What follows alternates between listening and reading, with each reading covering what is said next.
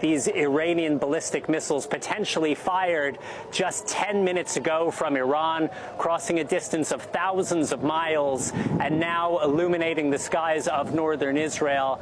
And we are seeing the smaller streaks of light as these Iron Dome interceptors are going through. Lester, I can...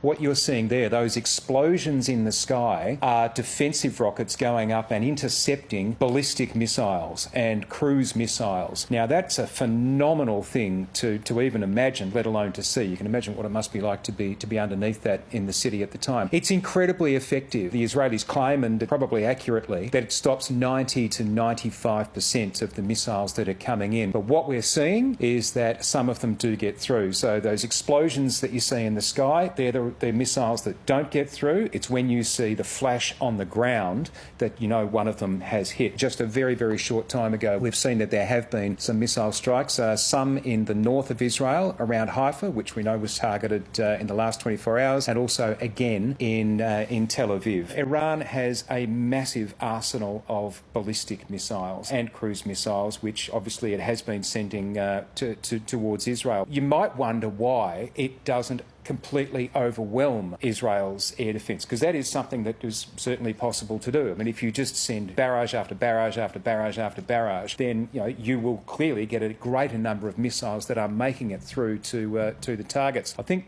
possibly one of the reasons why you're not seeing that is because of how effective the Israeli Air Force has been at weakening Iran's ability to actually send those cruise missiles by going after airports, by going after launching sites, by going after all of that other infrastructure. Just guesswork at the moment, but that's what we're seeing. The skies over both Iran and Israel may seem ignited by missiles, but there are already signs Iran's shooting fight is slowing down. It is believed to have had at least 2,000 ballistic missiles, but Israel's been targeting its stockpiles and launchers. So, by Sunday, day 3 of the conflict, Iran was already firing fewer at Israel. While Tehran has the largest number of ballistic missiles in the Middle East, it must still conserve.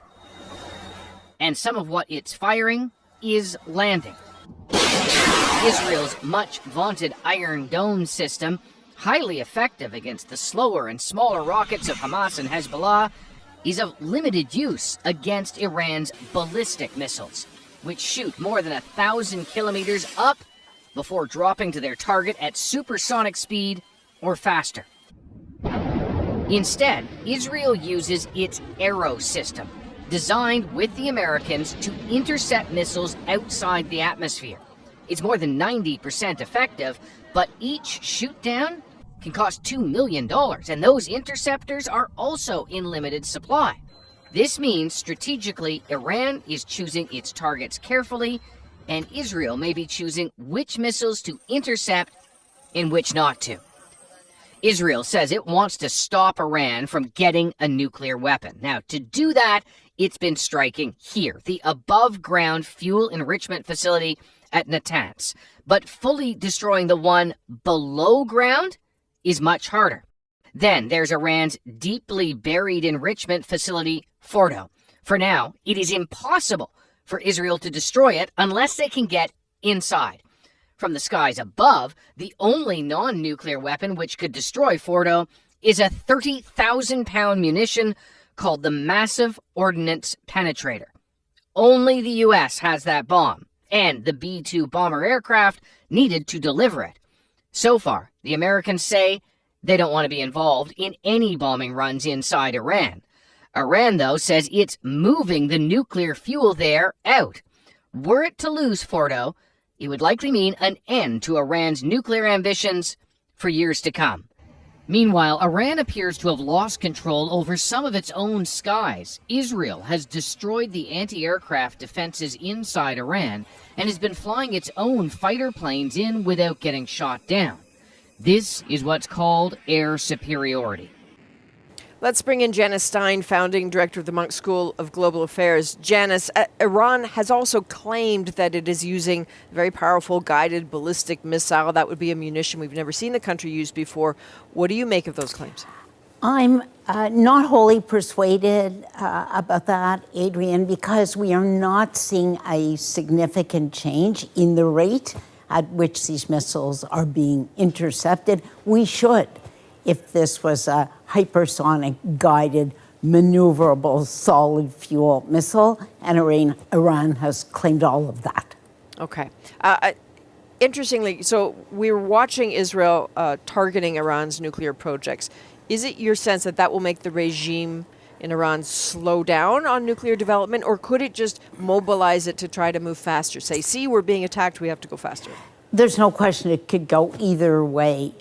It is entirely possible that Iran will rush to break out.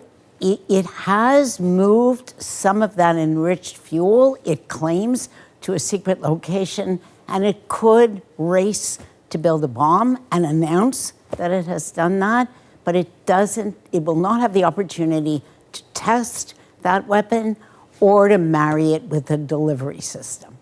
So we know that Israel has targeted also nuclear scientists.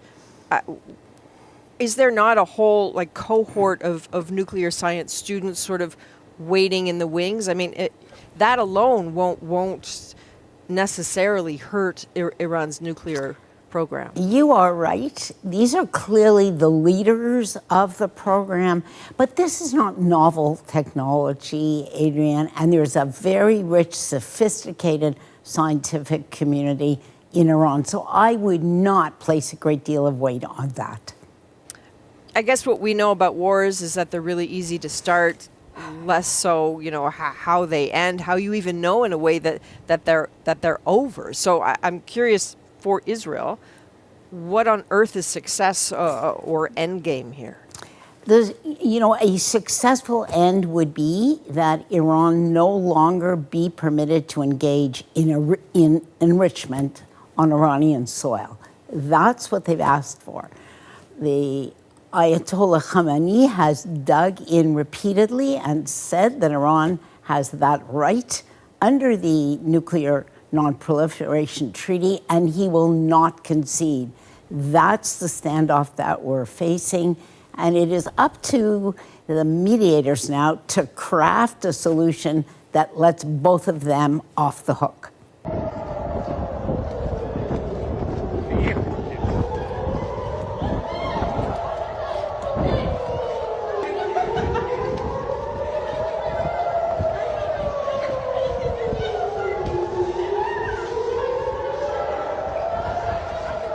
Бля, будем здесь, малыш, хуй пойми где, блядь.